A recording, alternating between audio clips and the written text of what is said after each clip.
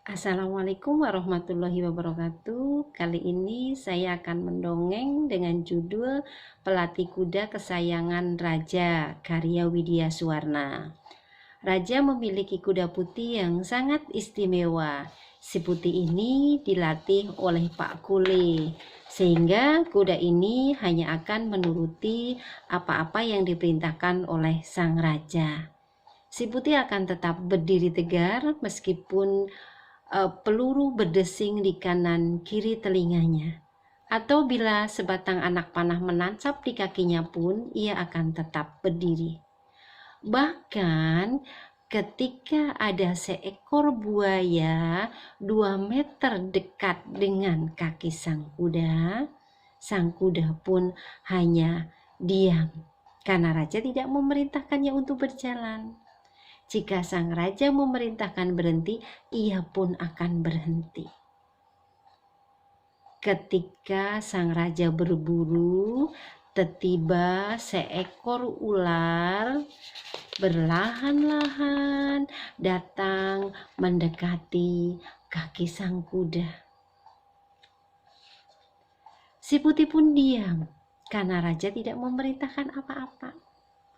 Akibatnya ular ini mematuk kaki sang kuda.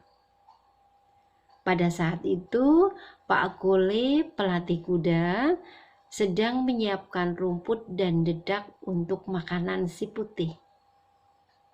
Ketika mengetahuinya, Pak Kole pun segera mengusir ular berbisa itu.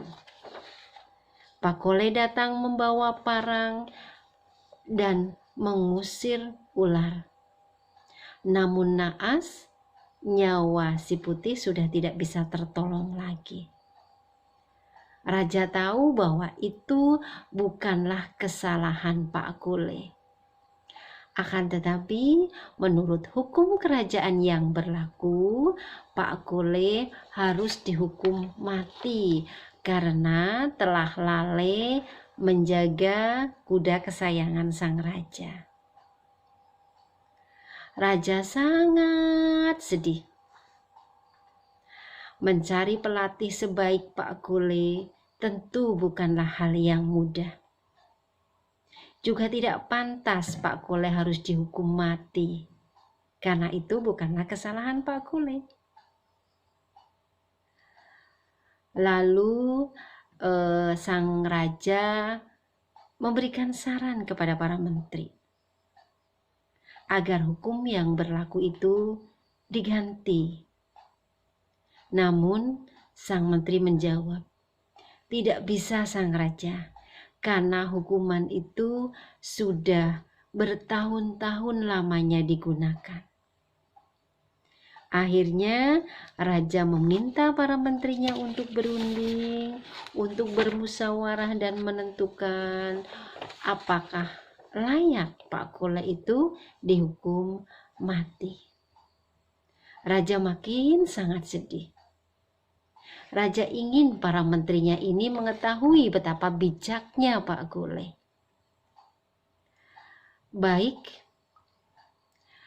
besok kita tentukan.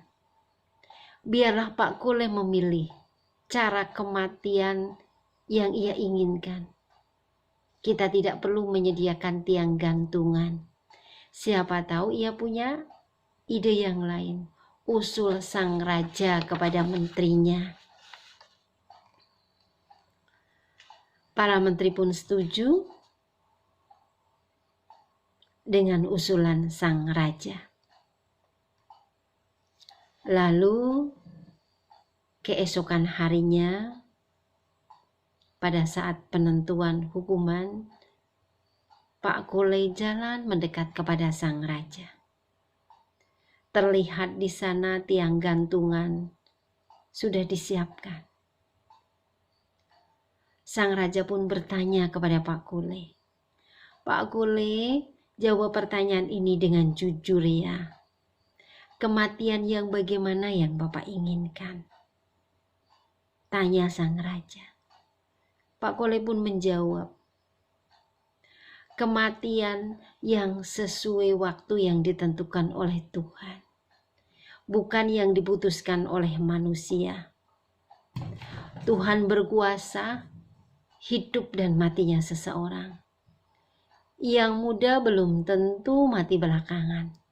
Yang tua belum tentu mati duluan.